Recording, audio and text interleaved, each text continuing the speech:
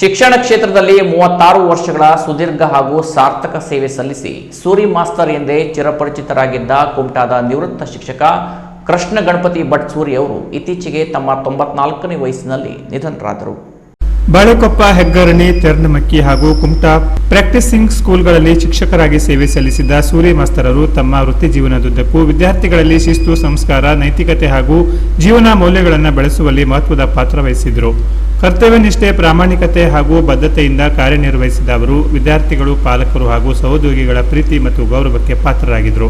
ಶಿಕ್ಷಕ ವೃತ್ತಿಯಲ್ಲಿ ಸೂರಿ ಮಾಸ್ತರರು ಎಂಬ ಹೆಸರಿನಿಂದ ಗುರುತಿಸಿಕೊಂಡಿದ್ದ ಅವರು ನಿವೃತ್ತಿಯ ಬಳಿಕವೂ ಕ್ರಿಯಾಶೀಲ ಜೀವನ ನಡೆಸಿದವರು. ವೇದಿಕಾ ವೃತ್ತಿಯಲ್ಲಿಯೂ ಪರಿಣತಿ ಹೊಂದಿದ ಅವರು ಪೌರೋಹಿತ್ಯದಲ್ಲಿ ತೊಡಗಿಸಿಕೊಂಡು ಧಾರ್ಮಿಕ ಕ್ಷೇತ್ರದಲ್ಲಿ ಸೂರಿ ಭಟ್ಟರು ಎಂದೇ ಜನರಿಗೆ ಪರಿಚಿತರಾದರು. ಧಾರ್ಮಿಕ ಆಚರಣೆ, ಸಂಪ್ರದಾಯ ಹಾಗೂ ವೈದಿಕ ವಿಧಿವಿಧಾನಗಳ ಕುರಿತು ಉತ್ತಮ ಜ್ಞಾನ ಹೊಂದಿದ್ದ ಅವರು ಈ ಕ್ಷೇತ್ರದಲ್ಲಿಯೂ ತಮ್ಮದೇ ಆದ ಗೌರವವನ್ನು ಸಂಪಾದಿಸಿದರು. ವೃತ್ತಿ ಮತ್ತು ಪ್ರವೃತ್ತಿ ಬದುಕಿನಲ್ಲಿ ಶಿಸ್ತು, ಶುದ್ಧತೆ, ಶ್ರದ್ಧೆ, ನಿಷ್ಠೆ ಹಾಗೂ ಸೇವಾ ಮನೋಭಾವವನ್ನು ಮೈಗೂಡಿಸಿಕೊಂಡಿದ್ದ ಸೂರಿ ಮಾಸ್ತರರು ತಮ್ಮ ಇಡೀ ಬದುಕಿನಲ್ಲಿ ಕರ್ತವ್ಯಕ್ಕೆ ಹೆಚ್ಚಿನ ಆದ್ಯತೆ ನೀಡಿದರು. ಸರಳ ಜೀವನ, ನೇರ ನಡೆ ನುಡಿ ಹಾಗೂ ಎಲ್ಲರೊಂದಿಗೆ ಆತ್ಮೀಯವಾಗಿ ಬೆರೆಯುವ ಗುಣ ಅವರ ವ್ಯಕ್ತಿತ್ವದ ವಿಶೇಷತೆಯಾಗಿತ್ತು. 94 ವರ್ಷಗಳ ಸಾರ್ಥಕ ಜೀವನವನ್ನು ನಡೆಸಿದ ಕೃಷ್ಣ ಗಣಪತಿ ಭಟ್ಟ ಸೂರಿ ಅವರ ನಿಧನಕ್ಕೆ ಗಣ್ಯರು ಕಂಬನಿ ಮಿಡಿದಿದ್ದು ಅವರ ಆತ್ಮಕ್ಕೆ ಶಾಂತಿ ಸಿಗಲೆಂದು ಎಲ್ಲೆಡೆ ಪ್ರಾರ್ಥನೆ ಸಲ್ಲಿಸಿದೆ.